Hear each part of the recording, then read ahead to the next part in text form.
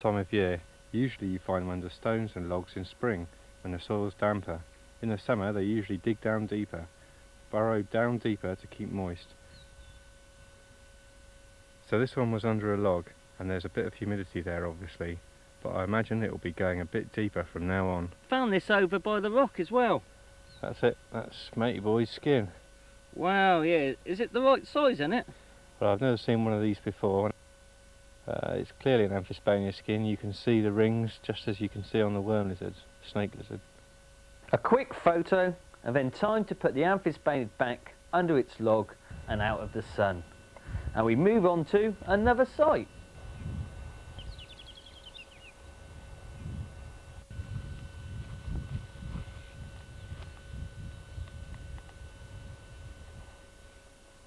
Yes,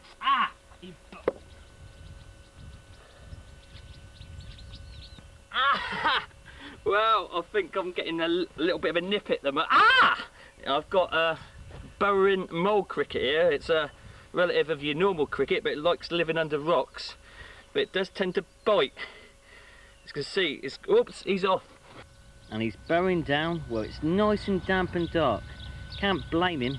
It's really hot out here today.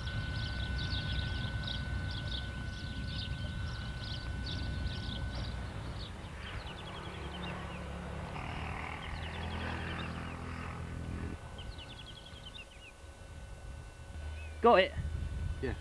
Yeah! Right, it's an Iberian wall lizard. It's fast, it's turboed up in the midday sun, so it's not easy to catch. Variable coloration, mainly brown, but this one has a green tinge on its back.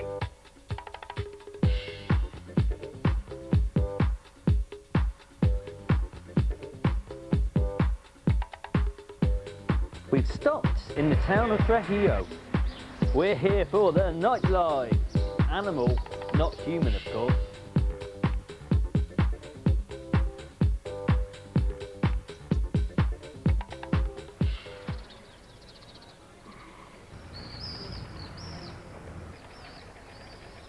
That's the last stork flying home to bed, but some reptiles are still wide awake.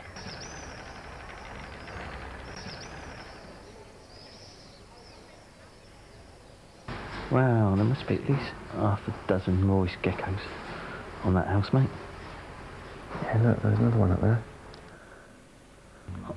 Isn't it amazing how they never fall off the wall? Well, sometimes they do when they're fighting, but they've got millions of tiny hairs on the inside of their feet which create electric charge to help them stick on.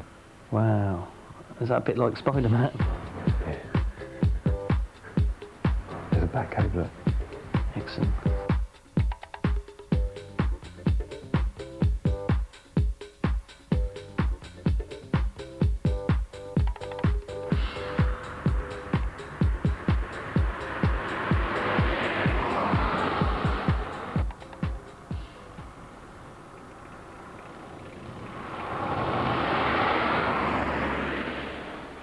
Day 5, and we've spotted a habitat which is worth a closer look. Wow, reptiles love this sheltered accommodation. Oh look, spiny-footed lizard. They've got a distinctive red tail which fades in colour as they get a little bit older.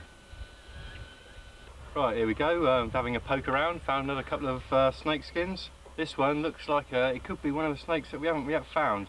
It's got very big eyes, indicating that it's a snake that's active during the day, uses its eyes in hunting. This could be what is known in England as the Montpellier snake. Over here, this snake's known as Colubra bastarda on account of its quite large size, gets up to about 6 foot 2 meters, and it's a rather aggressive temperament. It is actually a poisonous snake, although it's rear-fanged. That is, that the fangs are at the back of the mouth, so it's got to have a good bite on you to actually get any venom in.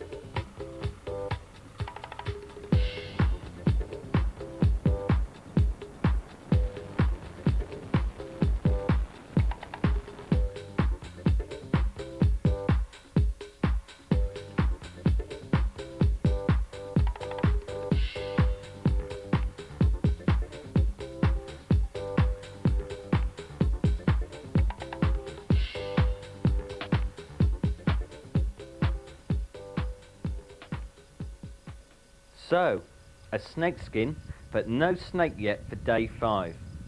But Nick's in a bullish mood. He's found something in the undergrowth, but there's a sting in the tail.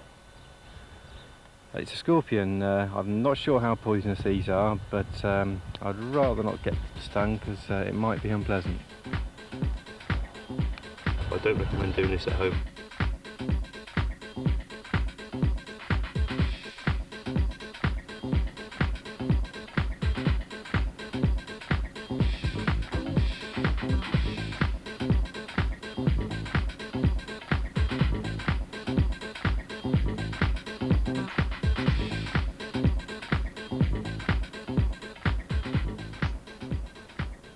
Day 6.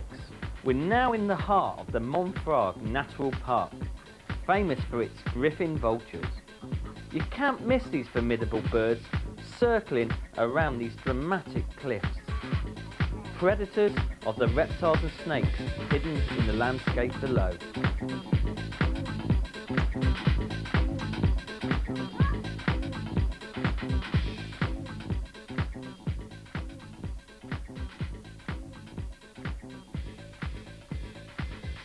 If your eyesight's good enough, you can spot them perching on the craggy ledges.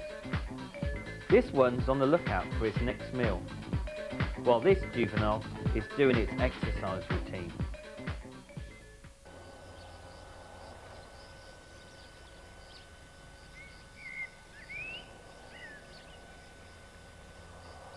Despite the animal life above, Nick's got his eyes firmly on the ground. There's a Schreibers Lizard.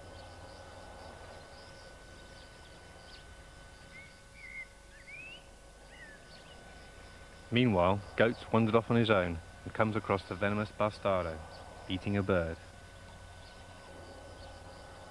In his excitement, Goat stumbles with the camera. The bastardo feels a vibration and is off like lightning. Nick still perseveres with his hunt at the Monfrague holiday park, but the reptiles are in hiding. Plenty more birds though, a whole colony living in this deserted stork's nest.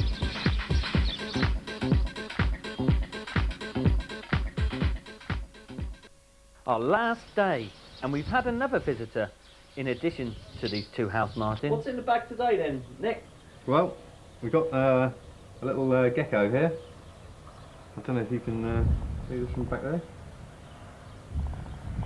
It's a little Moorish gecko we caught last night.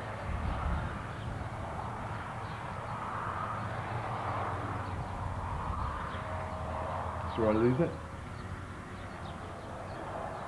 There he is, what a beautiful little fellow. It's quite pinky almost, isn't he? Quite a light colour. These are the ones you find under the lights at night. They eat moths and insects and what have you. They live quite often on human buildings. The only sort you find, I suppose. But I did see one today under a pile of rocks on a hillside. So they're attractive little chaps. Very beautiful. So they've got all these characteristic sort of big what do you call them, tubercles on their backs, with little spines, and also on the tail.